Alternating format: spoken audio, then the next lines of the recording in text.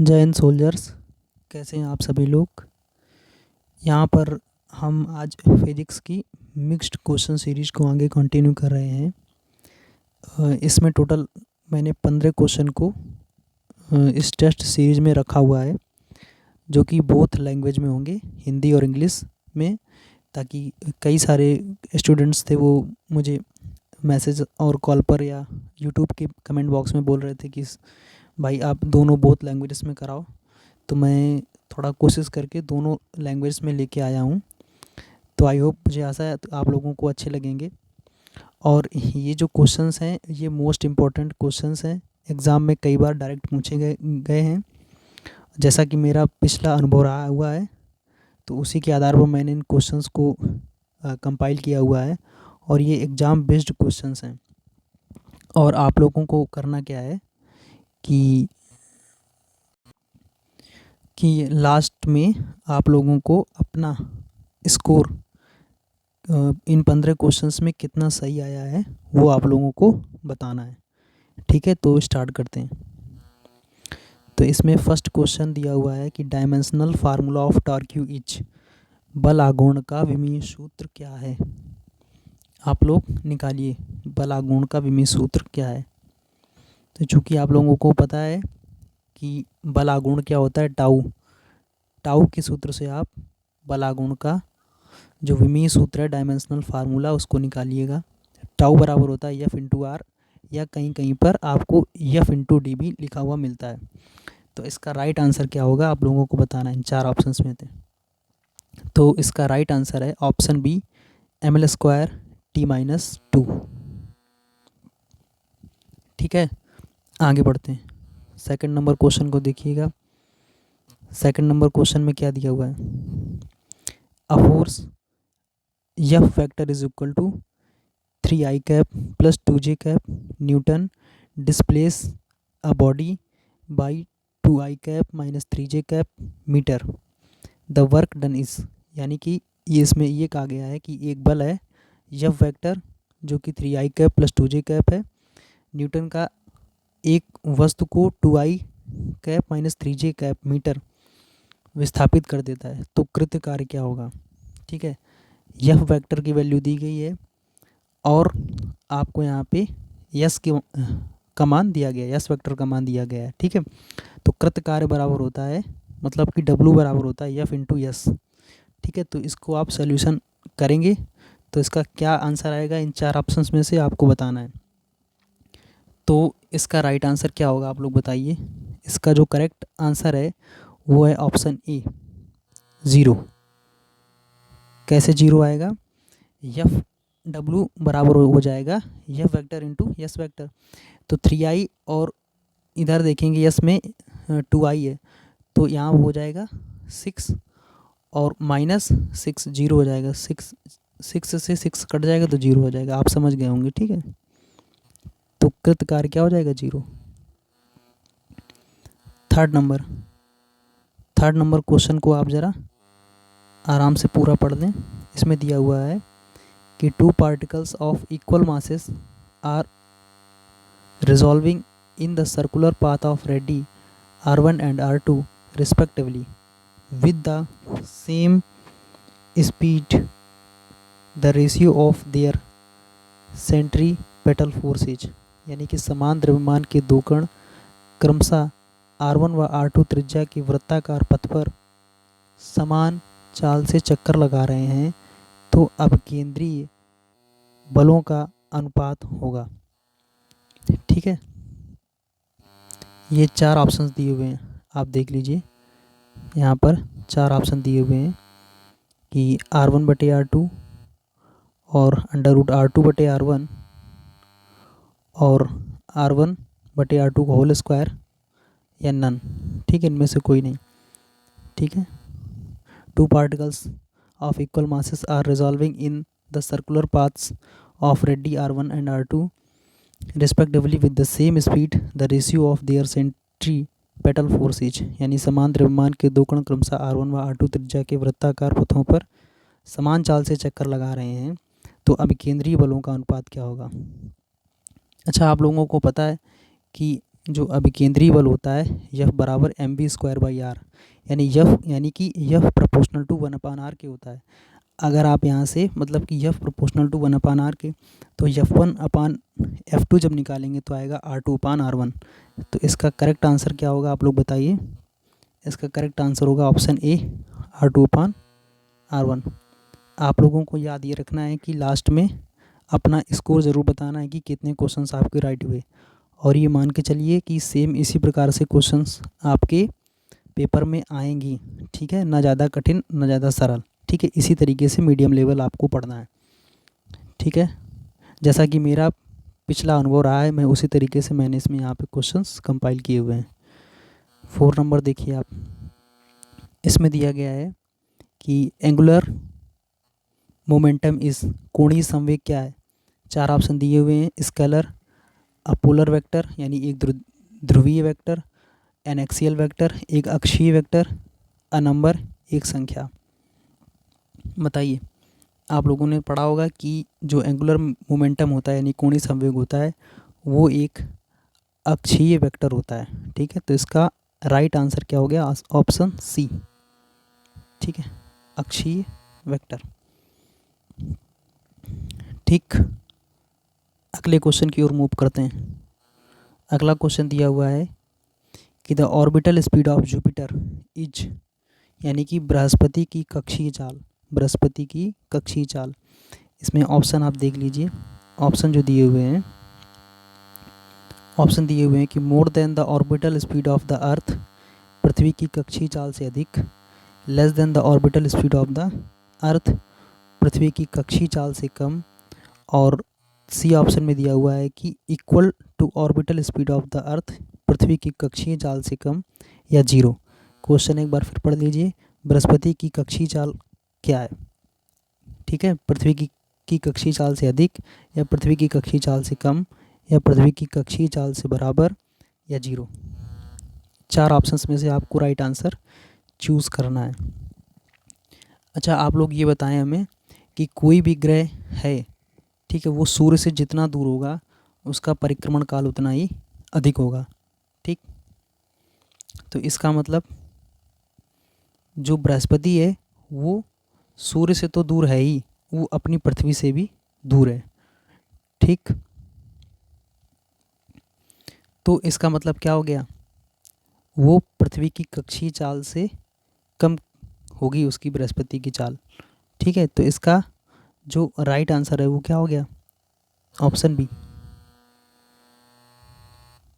ठीक है, option B इसका राइट आंसर है, ठीक है। कोई भी ग्रह, आप ये अपने फेयर या कोई भी नोट हो कॉपी या उसमें नोट कर लीजिए, कोई भी ग्रह सूर्य से जितना भी दूर होगा उसका परिक्रमण काल उतना ही अधिक होगा। अच्छा, सूर्य से जो ग्रहों की जो सीरियल वाइज क्रम है वो क्या है, तो आप याद रखिए, सूर्य के बाद बुध, शुक्र, पृथ्वी, मंगल, बृहस्पति, ठीक है, शनि, फिर उसके बाद अरुण और वरुण आते हैं, ठीक है। और प्लूटो को अब ग्रह का दर्जा प्राप्त नहीं है, ठीक है, आपको याद रखना है। 6 नंबर पे देखिए, the time period of Jio stationery satellite is, ठीक, एक भू स्थिर कृत्रिम उपग्रह का आवर्तकाल क्या होता है, बताइए। 0, 24 घंटे, 48 घंटे, या कोई नहीं। तो एक भू स्थिर कृत्रिम उपग्रह का आवर्तकाल कितना होता है, 24 आवर्स, ऑप्शन बी, ठीक है। तो आई होप, मुझे आशा है कि आप लोगों को ये क्वेश्चन समझ में आ रहे होंगे, और आप ये मान के चलिएगा कि 100% यही और इसी तरीके से क्वेश्चंस आपके एग्ज़ाम में आएंगे, ठीक है। तो आपको दिग्भ्रमित नहीं होना है, इसी टाइप के क्वेश्चंस को आपको बार बार तरीके से प्रैक्टिस करना है, जो आपके एग्ज़ाम में आपको सफलता दिलाएगी, ठीक है। ये 7 नंबर क्वेश्चन पढ़िएगा आप। The work done by a string of a simple pendulum during one complete occasion oscillation is equal to, यानी कि एक सरल लोलक की डोरी द्वारा एक पूरे दोलन में किया गया कार्य होगा, एक सरल लोलक की डोरी द्वारा एक पूरे दोलन में किया गया कार्य किसके बराबर होगा, ठीक। इसमें दिया गया है कि टोटल एनर्जी ऑफ पेंडुलम, लोलक की कुल ऊर्जा के बराबर, और काइनेटिक एनर्जी ऑफ पेंडुलम लोलक की गतिज ऊर्जा के बराबर, पोटेंशियल एनर्जी ऑफ पेंडुलम लोलक की स्थितिज ऊर्जा के बराबर, या जीरो। इन चार ऑप्शंस में से आपको चूज़ करना है। ठीक है, एक बार क्वेश्चन और आप पढ़ लीजिए। इसमें ये दिया गया है कि the work done by a string of a simple pendulum during one complete oscillation और इज इक्वल टू, एक सरल लोलक की डोरी द्वारा एक पूरे दोलन में किया गया कार्य किसके बराबर होता है? लोलक की कुल ऊर्जा के बराबर, total energy of pendulum, kinetic energy of pendulum लोलक की गतिज ऊर्जा के बराबर, पोटेंशियल एनर्जी ऑफ पेंडुलम लोलक की स्थितिज ऊर्जा के बराबर, या शून्य। ठीक है, तो आपको ये याद रखना है, ये समझना है कि जब एक सरल लोलक की डोरी एक पूरे दोलन में जब पूरा एक दोलन करती है तो किए गए कार्य का मान कितना हो जाता है?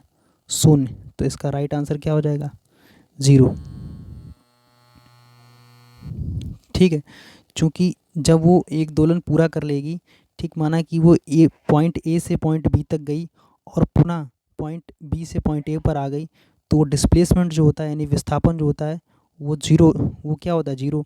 और जब विस्थापन जीरो तो किया गया कार्य क्या हो जाएगा? जीरो। आई होप आप अच्छे तरीके से समझ पाए होंगे।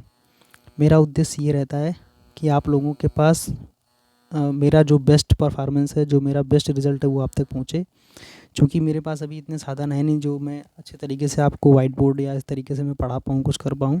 तो जितना बन सकता है मैं अपनी तरफ से बेस्ट करता हूँ। मेरे पास माइक नहीं था तो मैंने अभी माइक मंगवाया है, और ट्राईपैड नहीं था तो वो भी आप लोगों के लिए सब कुछ किया हुआ है। मुझे लगता है कि सेवा परमो धर्मा, सेवा करने से बड़ा धर्म कुछ नहीं होता है।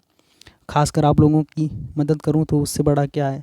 मैं खुद उस फील्ड से होकर आया हूं, तो मैं खुद जो दर्द समझता हूं कि जिस बच्चे का नहीं हो पाता है तो क्या बीतती है, तो मेरे से बढ़ के क्या समझ पाता है। नहीं कहते हैं कि वो बड़ा मुश्किल होता है उस शख्स को गिराना जिसे खुद कठिनाइयों ने पाला हो। तो आप कुछ इसी तरीके से समझ लीजिएगा। तो बस मेरा उद्देश्य ये है कि आप लोगों तक आपकी मदद किस तरह कर पाऊँ, तो आपकी सफलता में एक छोटा सा मतलब हेल्प मेरी भी हो। तो बस इसी तरीके से आपसे यही बस मैं कामना करता हूँ। ठीक, 8 नंबर क्वेश्चन पढ़िए। इफ़ यस बराबर दिया गया है 70 स्क्वायर माइनस 80 प्लस 6 और टाइम 2 सेकंड दिया गया है, तो वेग पूछा गया, वेलोसिटी पूछा गया है, और यस यहाँ पे डिस्प्लेसमेंट है, टाइम टी है। ठीक है, हिंदी में पढ़ लीजिए। यदि यस बराबर 70 स्क्वायर माइनस 80 प्लस 6 हो तो 2 सेकंड बाद वेग क्या होगा?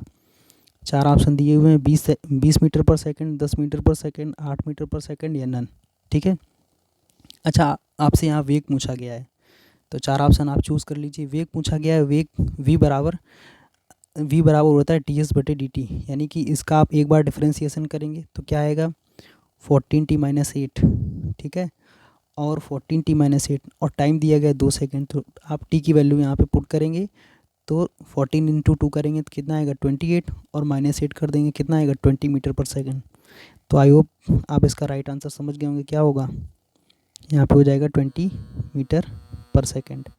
अच्छा, यहीं पे आपसे अगर त्वरण पूछ लिया होता एक्सीलरेशन, तो क्या करते आप?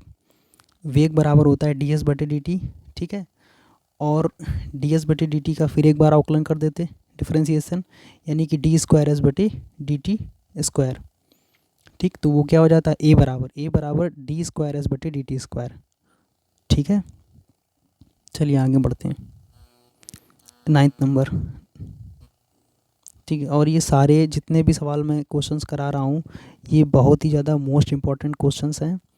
तो आप अपनी कमेंट सेक्शन में राय ज़रूर दें और ये भी बताएं कि कितने क्वेश्चंस आपके सही हो रहे हैं। एक्चुअली झूठ नहीं बोलना आप लोगों को, ठीक है। और मेरे द्वारा मैं तो अपना बेस्ट परफॉर्मेंस दे ही रहा हूँ आप लोगों को, ठीक, वो आप लोग खुद समझ रहे होंगे। तो इसमें दिया गया the correct value of 0 degree Celsius on the Kelvin scale is. 0 degree Celsius पर केल्विन तापक्रम का सही मान है। इन 4 ऑप्शंस में से आपको चूज़ करना है, ठीक है। तो इसका राइट आंसर क्या होगा आप लोग बताइए। 0 डिग्री सेल्सियस पर केल्विन तापक्रम का सही मान है। The correct value of 0 degree Celsius on the Kelvin scale is. तो right answer will be A option 273.15 Kelvin. ठीक है, आगे बढ़ते हैं। 10 नंबर क्वेश्चंस।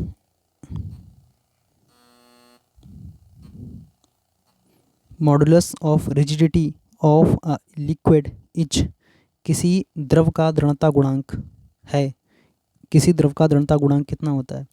तो बिल्कुल ईजिली सा क्वेश्चन है, लेकिन फिर भी इंपॉर्टेंट है। किसी भी द्रव का दृढ़ता गुणांक सदैव शून्य होता है। ठीक, कितना होता है? शून्य। आगे बढ़ते हैं। ये इंपॉर्टेंट क्वेश्चन, ये भी सारे इंपॉर्टेंट हैं, तो आप इनको अच्छे से बार बार मल्टीपल टाइम में रिवाइज करिएगा और अपना स्कोर ज़रूर बताना आपको। The liquid rises in capillary tube if the angle of contact, case नली में द्रव तब चढ़ता है यदि स्पर्श कोण इज एक्यूट एंगल न्यून कोण हो, इज ऑब्स्ट्यूस एंगल अधिक कोण हो, π/2 रेडियन, π/2 रेडियन है, ठीक है, या नन। तो आप लोगों को पता ही होगा कि केस नली में द्रव तभी चढ़ता है जब स्पर्श कोण क्या हो? न्यून कोण हो, ठीक है, एक्यूट एंगल हो। ठीक, स्पर्श कोण कैसा होना चाहिए? एक्यूट एंगल, न्यून कोण। ठीक है, ऑप्शन ए इसका राइट आंसर हो गया। आगे बढ़ते हैं। 12 नंबर क्वेश्चन, ये आप लोग लगाइए, देखते हैं किसका सही आता है। If the ratio of radii of 2 balls be 2:1, then the ratio of their terminal velocity will be. ठीक है, टर्मिनल वेलोसिटीज़ विल बी, यदि दो गेंदों की त्रिज्याओं का अनुपात 2:1 हो तो उनके सीमांत वेगों का अनुपात क्या होगा? आप लोग बताइए, उनके सीमांत वेगों का अनुपात क्या होगा? सीमांत वेग क्या होगा? ठीक है, सीमांत वेग v1/v2 का मान बताइए। सीमांत वेगों का अनुपात बराबर होता है r1² / r2²। अब आप लोगों को एज्यूम करना है कि इसका क्या राइट आंसर होगा। ठीक है, यदि दो गेंदों की त्रिज्याओं का अनुपात 2:1 दिया गया है तो सीमांत वेग क्या होगा? सीमांत वेग proportional to v/r², v is equal to v proportional to r² के होता है। तो v1/v2 बराबर क्या हो जाएगा? r1² / r2²। तो इसका राइट आंसर क्या हो जाएगा? Option B. ठीक है, करेक्ट। ठीक, 13 नंबर क्वेश्चन की तरफ मूव करते हैं। ठीक, 13 नंबर क्वेश्चन क्या दिया गया है? इन एनी साइक्लिक प्रोसेस, किसी चक्रीय प्रक्रम में 4 ऑप्शन दिए हुए हैं। द वर्क डन इज 0, किया गया कार्य शून्य होता है। The internal energy of the system increases, निकाय की आंतरिक ऊर्जा में वृद्धि होती है। C option, the work done doesn't depend on the heat, किया गया कार्य ऊष्मा पर निर्भर नहीं करता है, या नन। ठीक है, तो ये आपको बताना है। किसी चक्रीय प्रक्रम में आपको पता है कि किसी चक्रीय प्रक्रम में किया गया कार्य क्या होता है? वहाँ पे डिस्प्लेसमेंट 0, तो किया गया कार्य क्या हो जाएगा? जहाँ पर कार्य की बात आती है, कार्य करने का, तो आप डायरेक्टली पहले डिस्प्लेसमेंट को देखें कि विस्थापन वहाँ पे कितना हुआ है। ठीक है, तो किसी any cyclic process the work done is 0, हमेशा किया गया कार्य कितना होता है? 0। तो इसका राइट आंसर क्या हो जाएगा? Option A. ठीक है, आगे बढ़ते हैं। 14 नंबर पे देखिए, 14 नंबर में क्या दिया गया है? 14 नंबर में दिया गया है the angle of maximum deviation for a prism will be, prism के लिए अधिकतम विचलन कोण होगा लाल रंग का, या वॉयलेट बैगनी रंग का, ब्लू कलर का, ठीक है, नीले रंग का, या ग्रीन कलर का, हरे रंग का। तो आप लोगों को तो पता ही होगा कि प्रिज्म के लिए अधिकतम विचलन कोण बैगनी रंग के लिए होता है, यानी कि ऑप्शन बी इसका राइट आंसर हो गया। ठीक है, और आज का ये हमारा लास्ट क्वेश्चन है। तो मैं आशा करता हूँ आप सभी लोगों को ये क्वेश्चन सीरीज पसंद आई होगी। मैंने बहुत ही मेहनत करके, बहुत ही ज़्यादा मतलब मेहनत पड़ती है इन क्वेश्चंस को बनाने में, और ऐसे क्वेश्चंस को पिकअप करना जो आपके एग्ज़ाम के लिए बेस्ट हों, ओरिएंटेड हों आपके एग्ज़ाम के लिए। तो आपको अगर लगता हो कि हाँ टेस्ट सीरीज बहुत ही अच्छी लगी है आपको, तो प्लीज़ आपसे निवेदन है, मेरा करबद्ध निवेदन है कि आप इसको वीडियो को ज़रूर शेयर करें, ज़्यादा से ज़्यादा लोगों तक पहुँचाएँ इस वीडियो को, ताकि वो लोग हमसे जुड़ पाएँ, ताकि मैं अधिक से अधिक लोगों की मदद कर सकूं। मेरा बस उद्देश्य यही है कि मदद करना उन लोगों की जो डिज़र्व करते हैं, बस यही आप लोगों से मेरी विनती है, विनम्र निवेदन है कि कम से कम आप लोग जितना शेयर कर सकें उतना शेयर करें, ठीक है। अगर आपको लगता है कि हाँ मैंने कुछ अच्छा किया है, अच्छा करने की कोशिश की है, तो बस आप लोगों से निवेदन विनती ही कर सकते हैं, तो वही मैं कर रहा हूँ, ठीक है। तो ये लास्ट क्वेश्चन है, आप लोग बताइएगा कि ध्वनि की चाल निर्भर नहीं होती। The speed of sound doesn't depend upon आर्द्रता पर, द ह्यूमिडिटी, द टेम्परेचर ताप पर, द प्रेशर दाब पर, नन, इनमें से कोई नहीं। तो आप हमेशा याद रखिए जो ध्वनि की चाल होती है, द स्पीड ऑफ साउंड, ठीक है, वो does not depend upon the pressure, ठीक है, वो कभी भी दाब पर निर्भर नहीं करती है, ठीक है। तो इसका राइट आंसर क्या हो गया? ऑप्शन सी, ठीक है। तो ये थे आज के क्वेश्चंस जो मैंने आप लोगों को कराए। अब आप लोगों को कमेंट सेक्शन में जाके ये मुझे बताना है कि आपके कितने क्वेश्चन सही हुए हैं और कितने रॉन्ग। बिल्कुल राइट टू राइट बताने हैं, झूठ नहीं बोलना आपको, और अधिक से अधिक लोगों तक शेयर करना है। और आप लोग यूट्यूब के कमेंट सेक्शन में करिएगा कमेंट, और आप लोग पर्सनली मुझे व्हाट्सएप में कमेंट करते हैं तो कई लोग इधर उधर की बातें करने लगते हैं, तो मैं उन लोगों का कमेंट भी इग्नोर कर देता हूँ, और जो कुछ राइट भी पूछते हैं तो उनका भी कमेंट मैं देख नहीं पाता हूँ, तो प्रॉब्लम आती है। तो बस आप लोगों से ही मेरी कामना है, उद्देश्य है, आप लोगों से मेरा निवेदन है कि आप वीडियो को शेयर करें, अपना स्कोर बताएं, ताकि और ये भी बताएं कि मैं इस तरीके की सीरीज आगे स्टार्ट करूं या नहीं, या मतलब जैसा भी हो आप लोग अपनी राय ज़रूर दें, ठीक है। धन्यवाद साथियों, जय हिंद।